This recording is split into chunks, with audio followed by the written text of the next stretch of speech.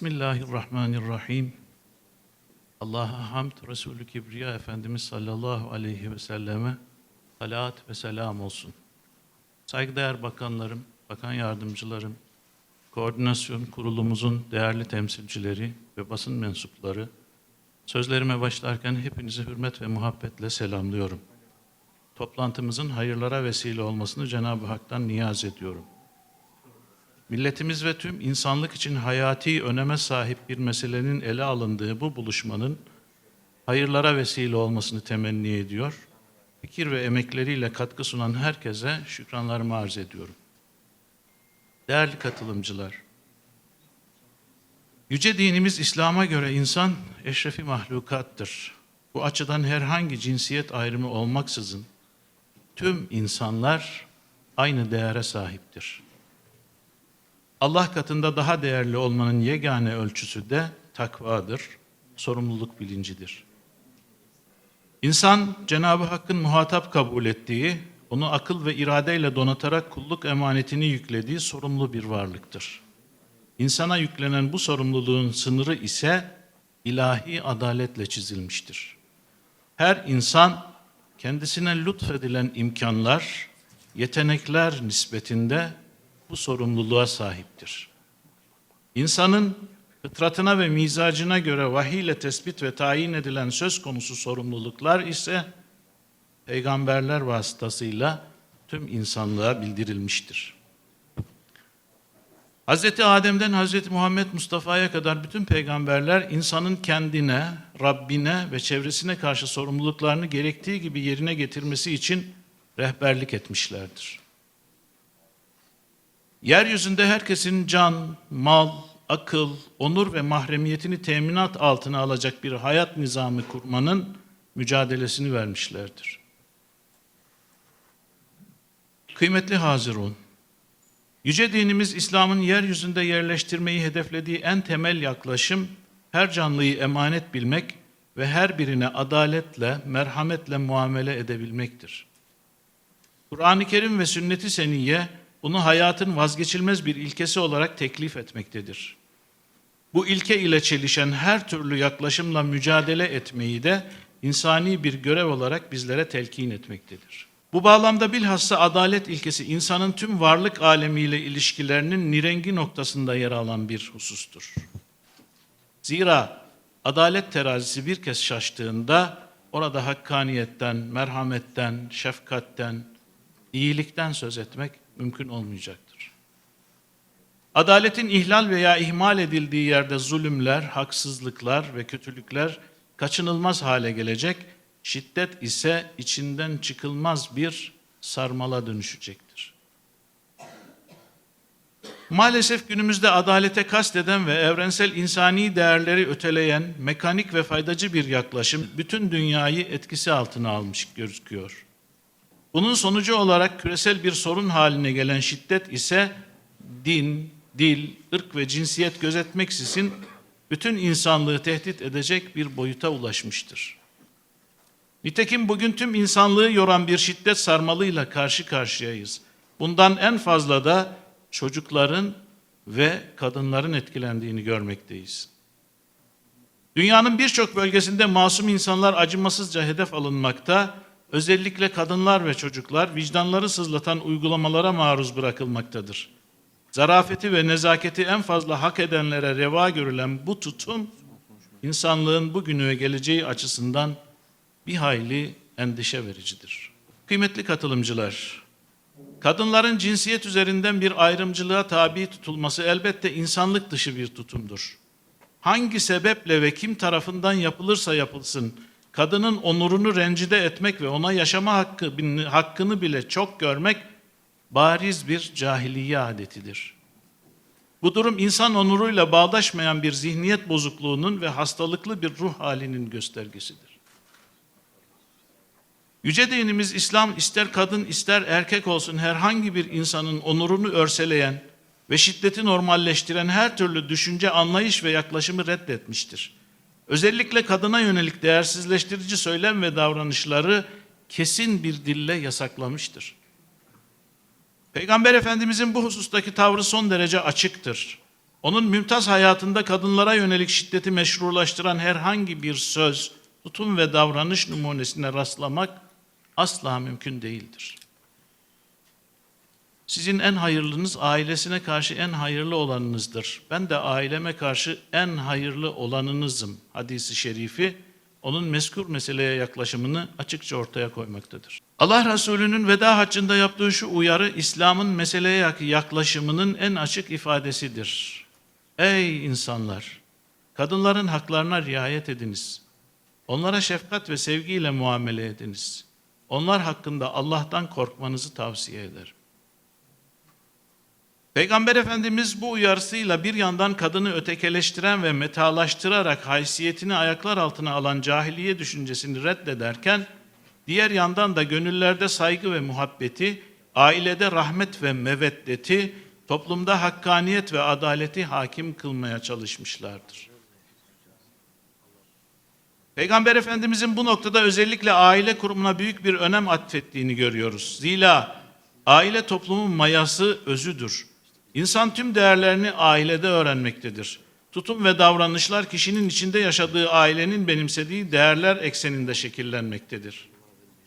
Nitekim İslam, ailenin temeline sevgi, şefkat, adalet ve merhamet gibi değerleri yerleştirmiş, aile içerisindeki ilişkilerin emanet bilinciyle hakkaniyet ekseninde sürdürülmesini istemiştir. Bu yaklaşıma aykırı olan hiçbir davranışı tasvip etmemiştir. Aile yuvasının kuruluşundan karşılıklı hak ve sorumluluklara kadar evliliğin her aşamasını bu ideali gerçekleştirmek üzere güvenceye kavuşturmuş ve aileyi kurumsallaştırmıştır. Kıymetli katılımcılar, bugün ne yazık ki aile kurumunu itibarsızlaştıran ve kadının hakkını savunmak adına kategorik olarak erkeği ötekeleştiren sığ bir yaklaşıma şahit oluyoruz. Bu bağlamda çeşitli medya araçları üzerinden yapılan özensiz yayınlar, aile içi şiddet meselesinin makul ve gerçekçi bir çözüme kavuşturulmasını daha da zorlaştırmaktadır. Esasen insanı ayrıştıran bu yaklaşım, toplumsal psikolojide ciddi bir tahribata da sebebiyet vermektedir. Dolayısıyla kadını ikinci sınıf addeden, onun onurunu inciten ve ona her türlü baskıyı, zulmü ve şiddeti reva gören anlayışlara karşı kararlı bir şekilde mücadele ederken kadın ile erkeği ayrıştırmamaya, ötekileştirmemeye de özen göstermek zorundayız. Aile kurumunun itibarına halel getirecek söz, tutum ve davranışlardan da kesinlikle kaçınmak mecburiyetindeyiz. Gözden uzak tutulmaması gereken temel hakikat şudur ki, kadın ve erkek birbirinin rakibi değil, bilakis birbirini tamamlayan, destekleyen ve güçlendiren iki ana unsurdur. O halde önceliğimiz kadınıyla erkeğiyle, ebeveyniyle çocuğuyla ve diğer tüm unsurlarıyla bir bütünlük içinde aileyi güçlendirmek olmalıdır. Diyanet İşleri Başkanlığı olarak bizler bu anlayışla hizmet üretmeye devam ediyoruz. 81 ilimizde ve ilçelerimizde aile ve dini rehberlik merkezlerimiz ve bürolarımızda milletimizin aile huzuruna rehberlik etmeye çalışıyoruz. Aile kurumunun korunması ve güçlendirilmesi, toplumsal huzurun desteklenmesi ve sosyal problemlerin çözümüne katkı sağlanması amacıyla çeşitli faaliyetler yürütüyoruz. Çalışma alanlarımızdan birkaçını burada dikkatlerinize arz etmek isterim. 1. Personel eğitimleri. Aile ve dini rehberlik bürolarında görev yapan personelimiz için kadına yönelik şiddetle mücadele konulu eğitimler düzenliyoruz. Bununla birlikte yıl boyunca konferans, seminer, çalıştay ve istişare toplantıları yaparak farkındalığı canlı tutmaya çalışıyoruz. 2025 yılınca gerçekleştirilen hizmet içi eğitim programlarına toplam 2364 personelimiz katılmıştır. Diyanet Akademisi Başkanlığı tarafından yürütülen ihtisas ve mesleki eğitim programlarında 19 akademi merkezimizde eğitim gören aday din görevlilerine kadına yönelik şiddetle mücadele konulu eğitimler veriyoruz. Ayrıca Eğitim Hizmetleri Genel Müdürlüğü ile Diyanet Akademisi işbirliğinde Kur'an kursu öğreticileri için düzenlenen hizmet içi eğitimlerinde de şiddetin önlenmesine yönelik sunumlar gerçekleştiriyoruz. 2. Aile içi şiddetle mücadelede dini referanslar seminerleri. Başkanlığımız tarafından hazırlanan eğitim materyalleri doğrultusunda uzman personel tarafından başta din görevlileri olmak üzere kamu kurum ve kuruluşlarında görev yapan er ve erbaşlar, ceza infaz personeli, emniyet personeli ve iş kursiyerlerine yönelik aile içi şiddetle mücadelede dini referanslar konulu seminerler düzenliyoruz.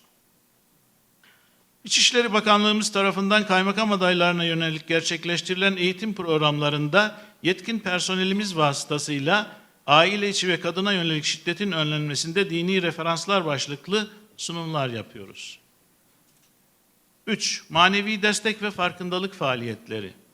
Kur'an kurslarımızda aile içi şiddetin önlenmesine yönelik bilgilendirme seminerleri düzenleniyor. Katılımcılarla konuya ilişkin başkanlık yayınları ile çeşitli yayınlar ve broşürlerle bilgilendirme destekleniyor.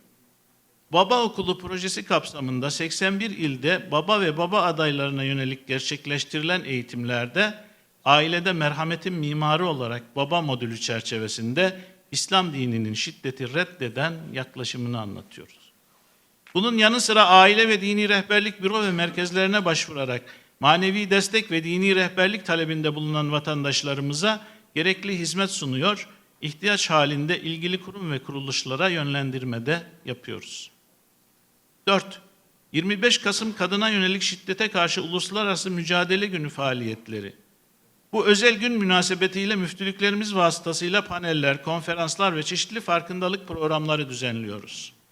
Bununla birlikte Diyanet Radyo ve Diyanet TV'de konuya ilişkin programlar hazırlıyor, süreli yayınlarımızda bilgilendirici yazı ve makalelere yer vermeye çalışıyoruz. Ayrıca kahvehane sohbetleri, fabrika ve iş yeri ziyaretleri, yerel televizyon ve radyo programları ile Cuma hutbesi ve vaazları aracıyla toplumun farklı kesimlerine yönelik farkındalık çalışmalarına devam ediyoruz. Sadece 2025 yılında şiddetle mücadele konusunda 6 farklı başlıkta Cuma hutbesi irad edilmiş, camilerimizde toplam 7.928 vaazda bu konu işlenmiştir.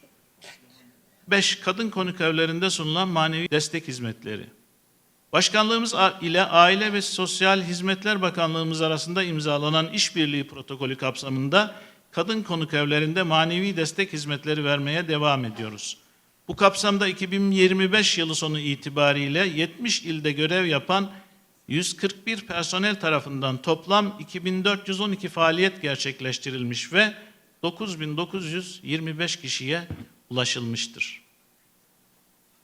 Başkanlığımız kadına yönelik şiddet ve aile içi şiddetle mücadele alanında büyük bir hassasiyet ve sorumluluk bilinciyle gerçekleştirdiği faaliyetlerini ailenin korunması ve aile içi şiddetin önlenmesinde toplumsal farkındalığın sağlanması projesi çerçevesinde ilgili kurum ve kuruluşlarla işbirliği çerçevesinde kararlılıkla devam ettirmektedir.